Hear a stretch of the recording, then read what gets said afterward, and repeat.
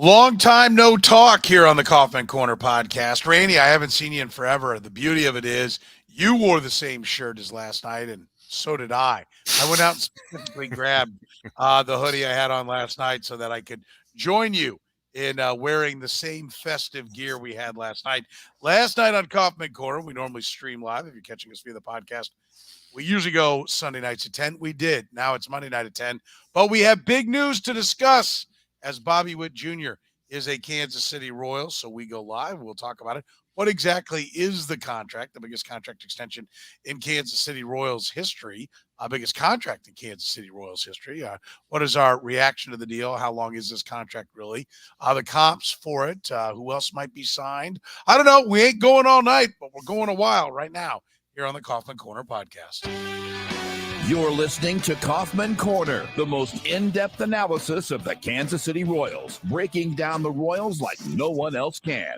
Kaufman Corner is hosted by Rany Jazayerli and Soren Petro. Rany is a co-founder of Baseball Prospectus, author of Rany on the Royals, and former columnist for Grantland, The Ringer, and The Athletic. Soren is the award-winning afternoon drive host of the program on Sports Radio 810 WHB in Kansas City. Kaufman Corner is proudly brought to you by Gann Asphalt and Concrete, Kansas City's nationally recognized full-service paving and pavement maintenance contractor, making parking lot problems disappear since 1994. Free consultations, no commissions, in-house crews, and every project comes with a written warranty. Find them online at GannAsphalt.com or call 816-484-3338. Gann Asphalt and Concrete, one contractor, all things parking lot. Now, here's your hosts, Rany Jazayerli and Soren Petro. Thank you, Curtis. Back at it, as we said here on a Monday. Big news, giant contract for the Kansas City Royals. We discussed it. We were getting wind that this could be happening last night, and we talked about it. The contract, I think, came in right about where we thought it would, Rany. So, I mean, I'm not saying we're shocked, but let's just start real quickly with your initial reaction when the word came out today that Bobby Witt Jr. had indeed been signed. Well, my initial reaction was, holy crap, they got it done. Yeah. Like, we can talk about, and we will talk about the nature of the contract, how good it is for both sides. But let's take a step back for a moment and just acknowledge Kansas City Royals got Bobby Witt Jr., their best young player in at least 15 years, to make a commitment to the team that extends well beyond free agency. And that in and of itself is something to applaud them for being able to do it, to applaud him for being willing to do it. As recently as 48 hours ago, I would not have bet on this happening. As recently as a week ago, when we had Jeff Passan on the show, we not only discussed Bobby Witt with some skepticism that he might sign a long-term deal. We were talking about backup plans in the event that he didn't, i.e. potentially trading him as soon as next offseason. We can put all of that aside because Bobby Witt signed. Eric Hosmer did not sign a long-term contract. I'm sure the Royals would have liked him to when he was in the same position. Mike Moustakas didn't. And frankly, in the first 2 years of his career, I think Bobby Witt has accomplished more and given us more reason to think he's going to ascend to not just stardom, but maybe even superstardom than either of those guys have. You as a Royals fan, you have to be very happy with the fact that both sides were willing to do this, that he saw enough in the organization and enough from, frankly, the fan base to commit to staying in Kansas City for at least another 7 years. Yeah, no doubt. And, I was a little surprised at how fast it happened. We were hearing some rumblings. It felt to me like something that I'd be sitting in spring training. I was like, there's a decent chance. I'm going to be out there like 17th to the 21st, 22nd. There's a decent chance I'm going to be there for a press conference. I think they could get this done. We played the comments last night of JJ Piccolo, and he said basically, once the season gets here, it's going to be, time to focus on baseball for Bobby Witt. We don't want to, clutter him up with this kind of thing. And so I thought, that's the deadline, right? And every negotiation needs a deadline to get done. So I thought sometime in spring training, and I was hoping it would be early in spring training, there'd be a want to get it done. But I think this does show the fact that, it's not months in it before, but it does show that there was certainly a want on both sides to get Mhm. this thing done. Yeah, no, absolutely. And, you know, like I said yesterday on the show, it definitely colors the way that you look at all of the Royals' moves this offseason. They spent money in order to spend money. They spent money on free agents: Seth Lugo, Michael Walker, Chris Stratton, Will Smith, Hunter Renfroe, Garrett Hampson. I feel like I'm forgetting somebody. That's 6 names. I think there were 7. In order to lay down enough of a foundation for short-term success to convince the one guy whose contract really mattered in the long-term trajectory of this organization, and they got that done too. So the offseason at this point has to be considered a resounding success, even if they go into the season and half the guys they sign completely flop and they lose 95 games again. They just extended their window of building a contending roster around the best position player that they've developed at least since Alex Gordon. And quite possibly going back. I mean, we're talking about decades. Where I mean, there's a reasonable possibility, at least let's say to at least Carlos Beltran level. So, and that's no small feat. So, credit to the Royals, to the organization. Obviously Chichi Piccolo, John Sherman, and most importantly Bobby Witt himself for making this happen. And then we can discuss exactly what they did, exactly what they accomplished. Yeah. And I think it's important to note, I think there was give on both sides here because I think Bobby Witt Jr., probably wanted more money, but probably wanted to give away one, year of free agency, 2 years of free agency. Instead, he ends up, giving away 3 years of free agency and gets to 30 years old. I think if you can get to the free agent market in your 20s, that's ideal. And I think that would have been ideal for him, is to just give away 2 years free agency. So he ends up giving away 3. I think that was probably the sticking point for the Royals, if there was one, was that they wanted to get at least 3 out of this. It gives them a nice big window to try to get things done. But let's be clear. It is a 7-year deal that in all likelihood will be just a 7-year deal. That do you agree that if they get to the options, something's gone drastically wrong? I mean, that's the way it's designed, right? So, I mean, let's step back and say, what is this deal? Because, I happen to actually be sitting at my computer between patients with my mailbox open when it just automatically refreshed. And I got the, email from the Royals PR department with the headline: Royals announce 14-year contract agreement with Bobby Witt Jr. That blew my mind. Because at first I'm having visions of, the Fernando Tatis contract, which is essentially a 14-year contract guaranteed for both sides. I think Fernando signed for $340 million, more money, but at the same time, that's what he's getting. There is no upside for him there. And then the first sentence, it says, as the Kansas City Royals announced today, they have agreed to the biggest contract in franchise history with shortstop Bobby Witt Jr., a 14-year agreement that includes 11 years guarantee. And I'm still thinking 11 years, that's phenomenal from the Royals perspective. Right. But of course, the 11 years guaranteed are for Bobby Witt, which excellent for him. But let's break this down. The 3-year club option at the end of this, as far as I'm concerned, is a gimmick. It is extremely unlikely this will ever be exercised. And the reason for that basically is this: in order for Bobby Witt to exercise the 4 player options, which he can do every single year. Right. He could do everything. He have to exercise all 4. Let's say, the reason he would do that, the most likely reason is either he's suffered some sort of career altering injury, or he's just has not developed as a player to the point where he knows on the open market he's not going to make $35 million a year, which is or I think it's actually $35 million a year, which is what he would get in those 4 option years, ages 31 through 34. If he's not playing well enough at ages 31 through 34 that he thinks he can get 35 million on the open market, what are the odds the Royals at age 35 are going to say, we want to keep you around for 3 years at, it's about 30 million. It's 89 million. So just under 30 a year for ages 35, 36, and 37. Like, it would basically require him to be a huge disappointment in his early 30s and then suddenly have this massive renaissance at age 35. Seems unlikely. And also consider this. Even if Bobby Witt is, decides he's gonna exercise his player options, he could exercise year 1, year 2, year 3, and then realize, well, if I exercise one more player option, they'll get a 3-year option on me. Like, he could very easily take it up to the last year and be like, I'm not going to exercise my last option, just 1 year, in order that I have the freedom to not be committed for 3 years beyond that. So the last 3, that's a gimmick. The bigger issue is the 4 years in the middle. What are the odds that he exercises that?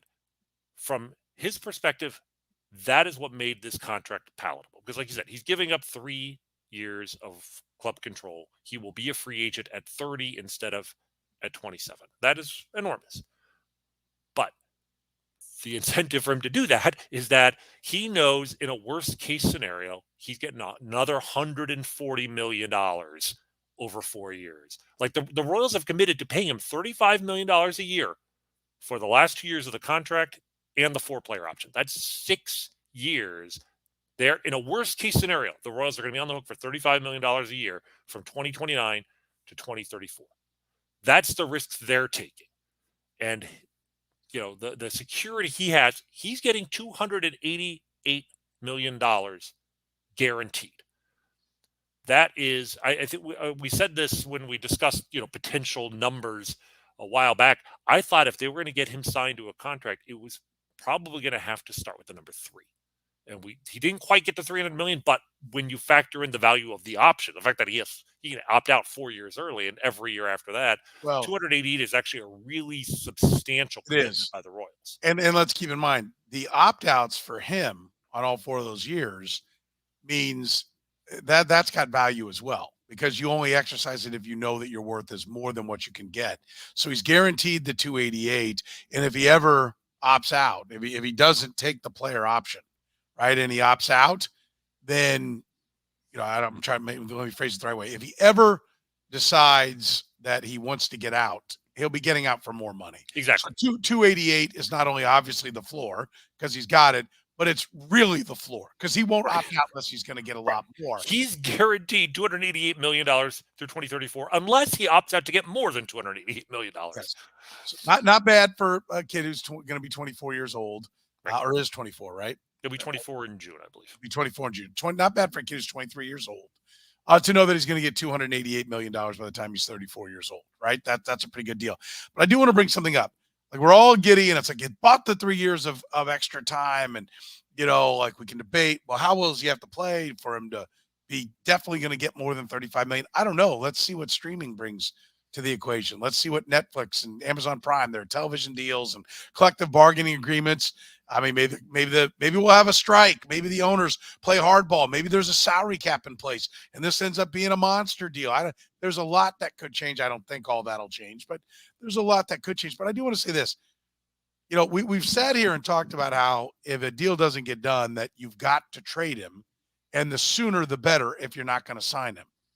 Let's be clear. This just backs up 3 years.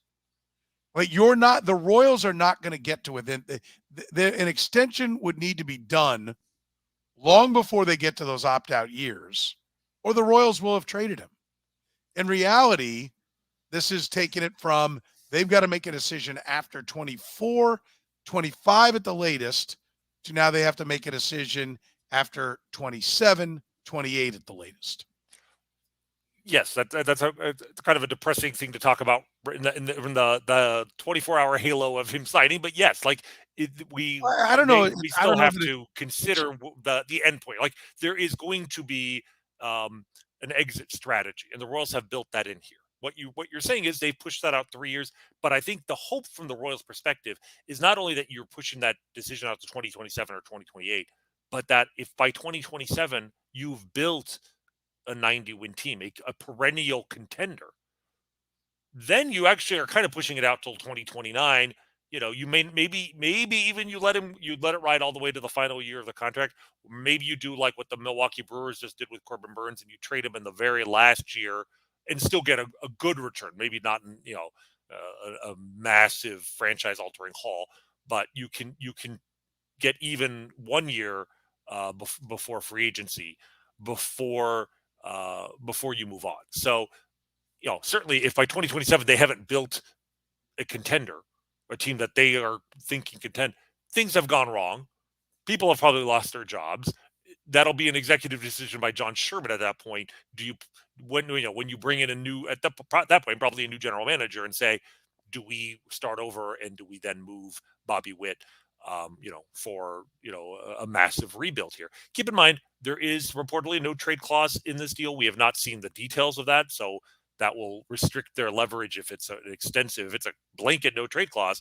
Then certainly he may be willing to move if the team is terrible and wants to go win somewhere, but he's going to have a lot of leverage too. So I don't think the Royals have made this, this contract with the expectation that they will move on from him after year 4 or year 5. I think their hope is that we will be contending in year 4 and year 5, Right. and then we'll take it year by year and we'll reevaluate, and maybe we take it all the way up to the end. So, Yeah, but I'll address this one. Comment says it's official. Soren was the one who peed in the punch, and Randy, you said like, well, I didn't want to bring up the negatives. Like, it's not negative.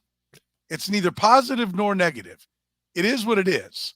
So like, you can either get caught up. Like I don't. Maybe I'm not wired right, but I don't get caught up in the euphoria and just go, well, let's go with the flow. Everybody wants to party. Let's do a few lines. Come on. No, cocaine is bad. I don't do it. Right. I don't get caught up in that crap. Right. Like, it is what it is. I simply lay out what reality is. Soren, I don't know what you're talking about, man. You've got a face full of blow, right? Because you're wrapped up in all the joy.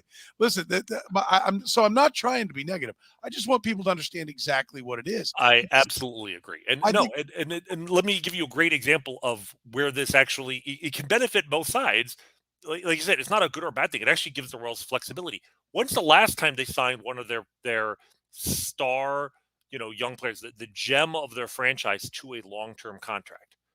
At this point, like a little bit later in his career, but before free agency, Zach Greinke. Zach Greinke got a 4-year deal, right? 4-year contract extension. He didn't make it to the end. You know why? Because the Royals, the value of that contract was still there, even though he wanted out halfway through, right? Because if they hadn't signed that contract, he would have been a free agent. But instead of him being a free agent, the Royals had an incredibly valuable commodity that they then went out on the trade market and made a franchise-altering trade that got them to the World Series. So the same thing could happen here if need be. I want to hit a couple of things here. One, we're on board with the deal, right? Yes, my we can talk about the actual 7-year portion, but I would argue this is a good deal for the Royals. It's not a great deal, but I want to point this out. If it was a great deal, Bobby Witt would not have signed it, right? Like that, I think this is about the best deal, reasonably speaking, that the Royals could have gotten Bobby Witt to agree with. It's not as good a deal for them as the Julio Rodriguez contract we talked about on the show yesterday. The big difference there is the team has the option first, then the player. Here, the player has the option instead of the team.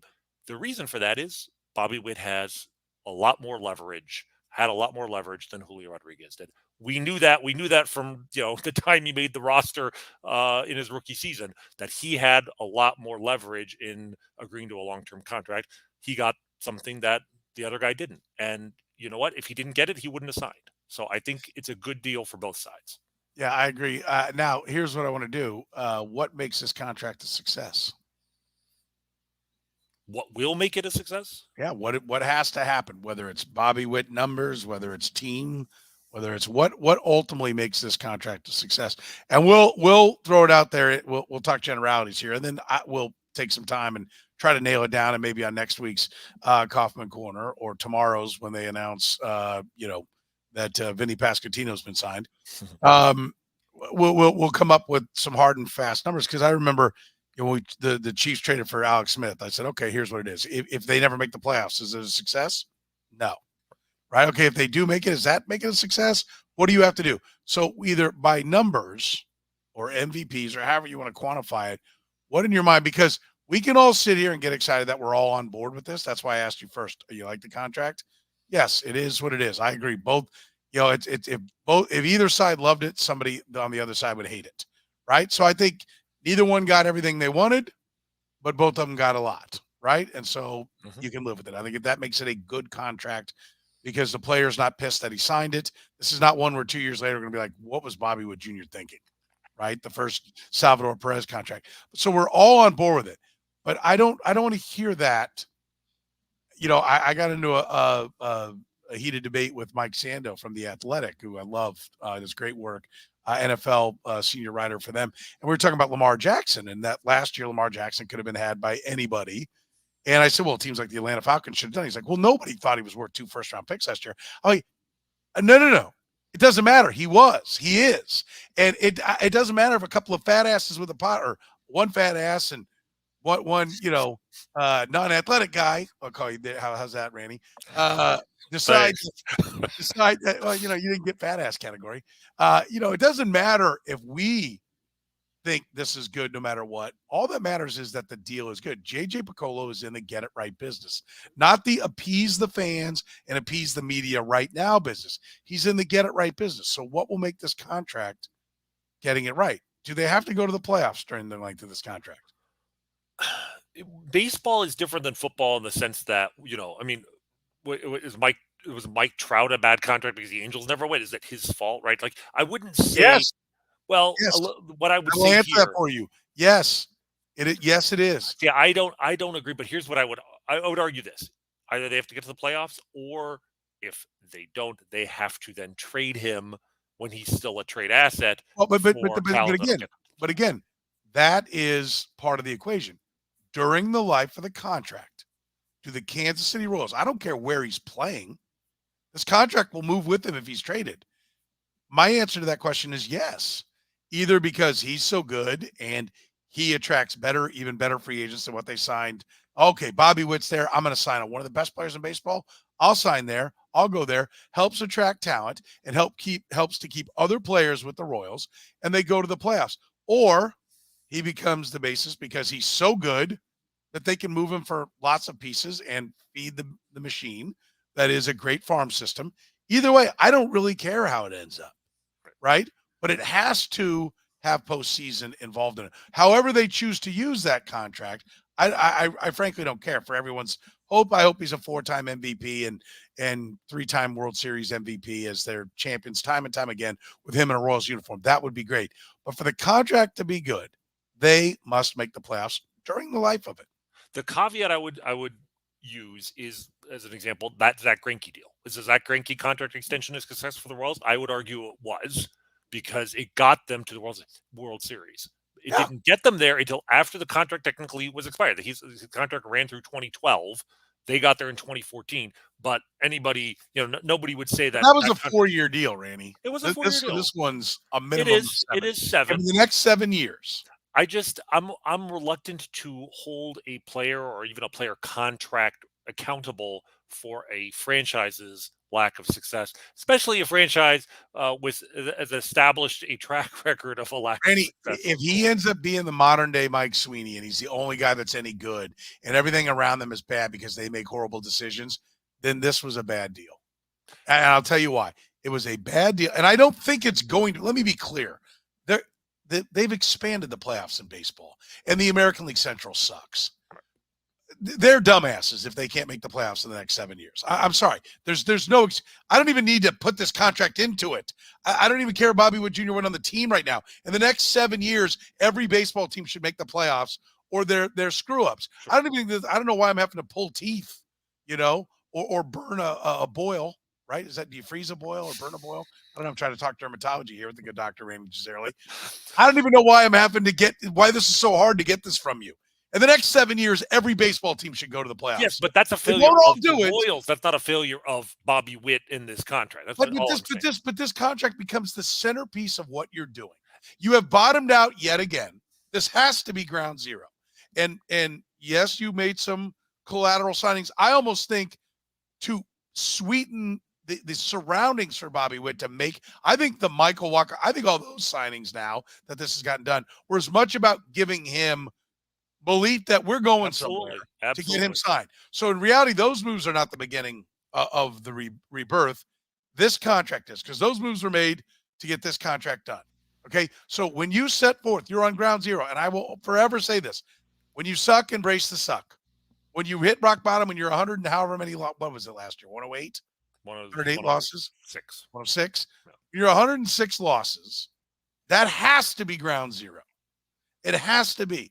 And then moving forward has to be in taking the steps to go back to the playoffs. And so every move will be judged on that because there's no, well, remember they had all these bad contracts hanging on. Like I look at the Warriors right now in the NBA. They're a disaster because they got to get worse before they get better, right? Even the Lakers are. They're just a slightly better. They got to get worse before they can actually be a contender, right? That's not the case with this team. They're right here on the ground. This contract has to be the engine that drives them back to the playoffs. We're arguing semantics. That's fair. Basically, what you're saying is, if at the end of this they haven't made the playoffs, then they should have traded him now. Yes. Yeah, that I agree with. Yes, from that perspective, then we can go back and say, contract or no contract, they chose the wrong door at this moment. If they cannot convert this into a playoff berth in 7 years, yes, I completely agree with that. I would say that if that is the case, this Bobby Witt is the least of their concerns because Bobby Witt or no Bobby Witt, like you just said, if you can go 7 years in baseball without making the playoffs, you have a lot more problems than your starting shortstop. You know your organization top to bottom has is diseased.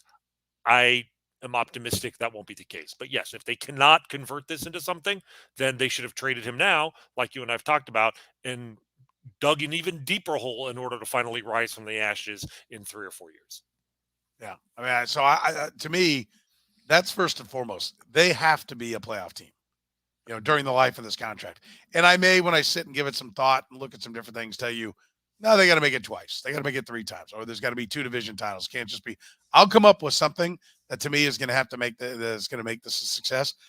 But this has to be the engine that begins what is the stabilization of this franchise as being a legitimate team every year. There's no excuse for losing 100 games. 100 games, unless you're an all-in team, unless I see them say, look, here's what we're doing. We're going to have windows. Right. And we're going to overspend when we're in the window, and then we're going to slash and burn, cut back, and restock the farm system. Fine, but that's not really how they talk. They have talked, and I'll pin JJ down when we get to spring training. But Dayton Moore always said, well, when we build it back this time, I want to make sure that we build it back for the long haul, that we don't have these bottoming outs. I assume that's what they want to do. I assume everybody wants to be the Rays, of contending all the time, of always being a competitive team. If that's the case, then, this has to be the rocket ship. Right. And also, if you were going to, like you said, have windows, open windows, close windows, the time to close the window and not try to contend would be now because you're already at ground zero. You take your time to build a foundation, take longer. They've already made that decision by signing all these free agents that they don't want to go that route. And also, they wouldn't have gotten this contract done with Bobby Witt had they gone that route. So they have committed to at least trying to win for the life of this contract, I think. I don't even get that. I mean, I do get it, but I vehemently disagree with Bart here. If the Royals don't make the playoffs before 2030, the contract isn't a failure. The organization is. No. No. Not even close. They are not. You cannot separate them out. Well, what if they make all these other different decisions that are wrong?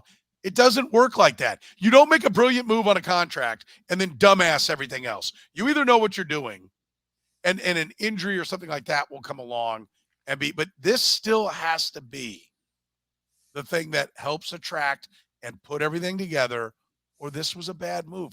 Because you can trade him, and you can't sit around talking about being transactional, talking about making moves, pointing to the Rays, who, by the way, never throw out deals like this until Wander Franco, and that blew up in their face, right? But even that deal, what was the total dollars on that? I think it was like maybe 200, 180 somewhere. It wasn't this. Like their maximum payout was not anywhere close to this one. But he's your player. Like shame on the Rays for not having a better understanding of who they're signing. Right? That is part of it. If you're a small market team, and listen, the A's never gave these contracts, and they went to the playoffs all the time. So, no. And Bart, you're not listening. He says they can still trade him. I know. I said during the life of the contract. I'm fine with they trade him. But the trade has to, again, be a part of going to the playoffs, not some bailout after 5 years of losing 90 plus games. And then, well, we took it and now we're starting over.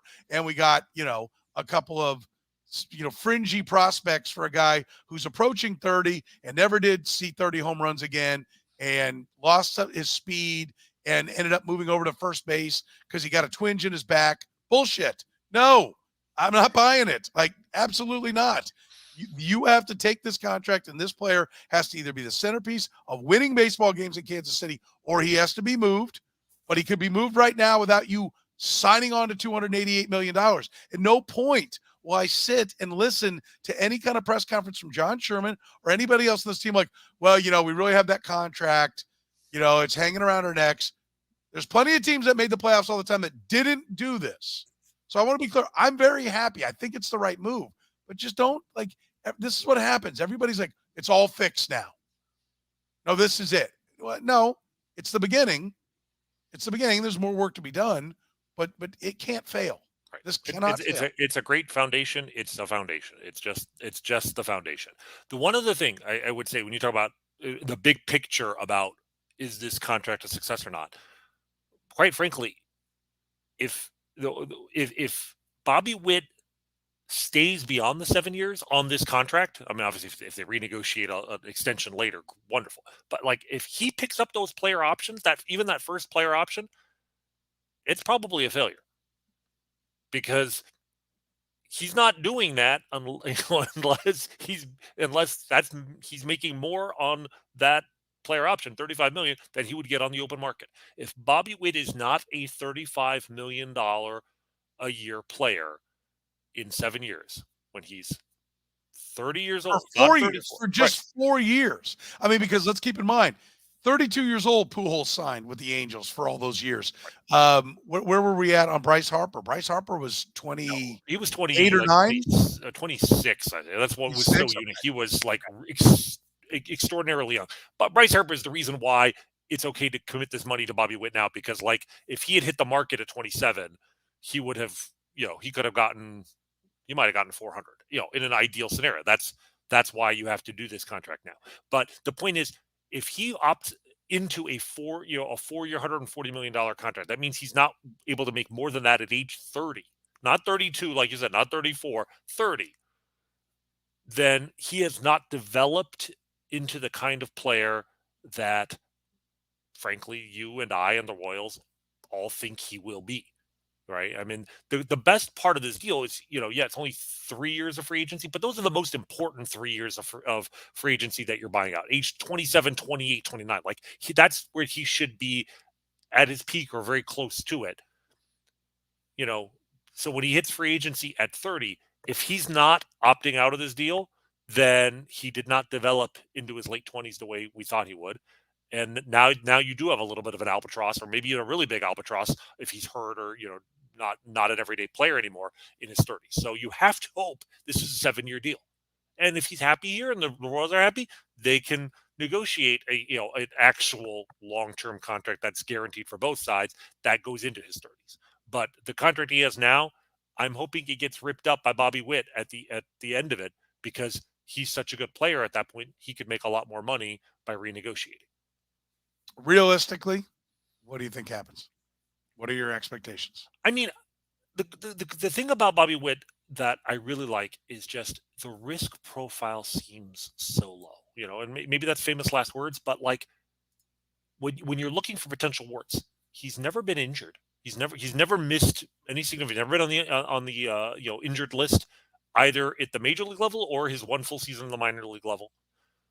He has power. He has speed. Power and speed together, those players, think of Carlos Beltran, tend to age really well, at least until their early to mid-30s, because as the speed declines naturally, the power usually ticks up. Or the plate, they learn the plate discipline a little bit more. And so they become a different player in their 30s, but they're just as good or nearly as good in their 30s.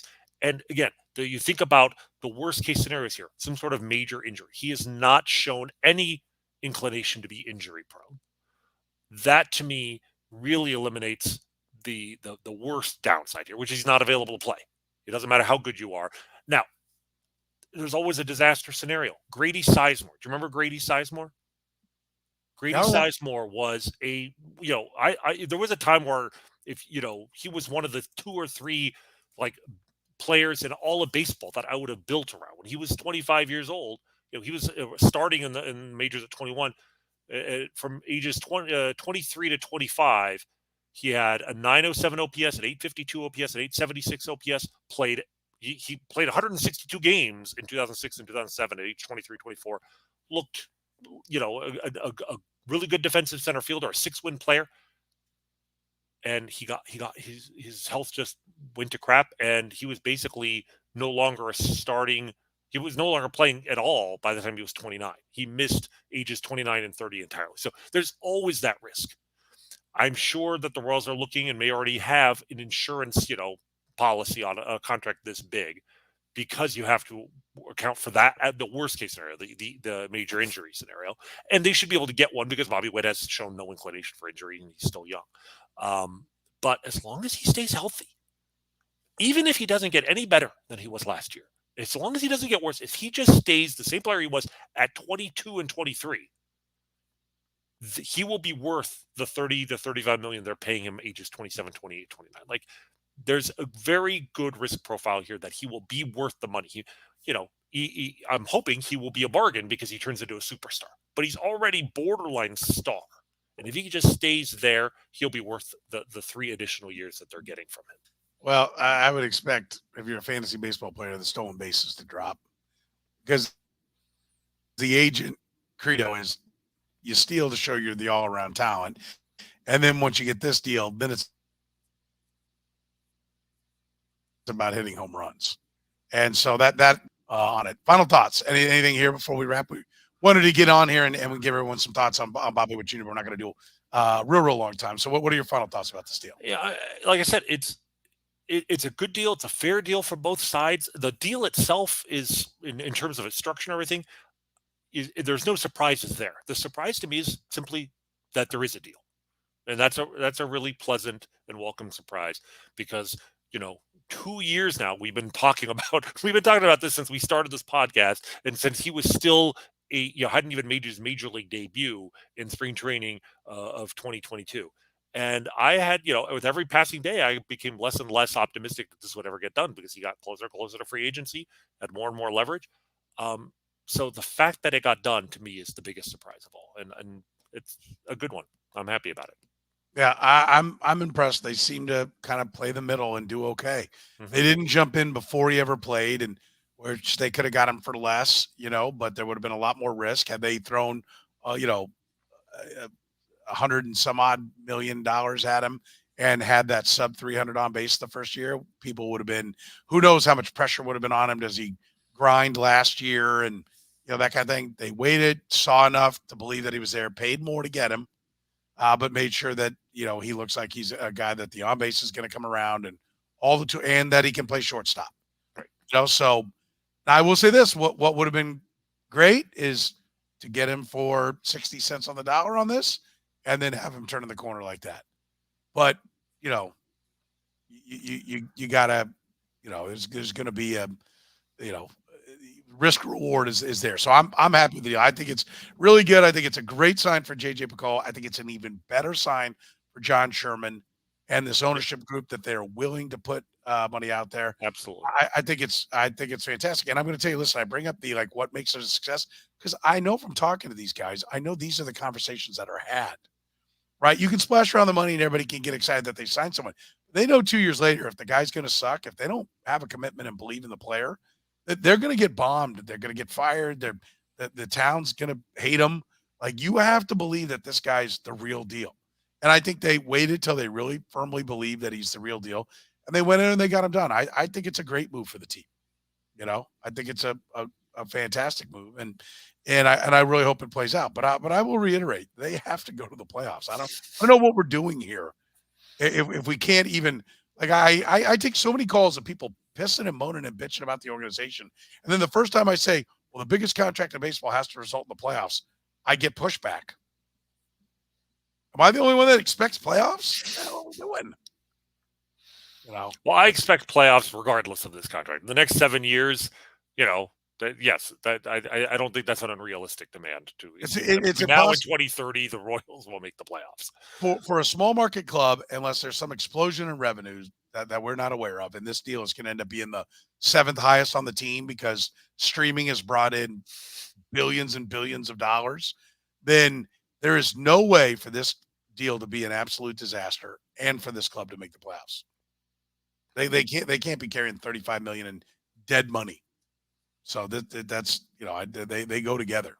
When it's all said and done.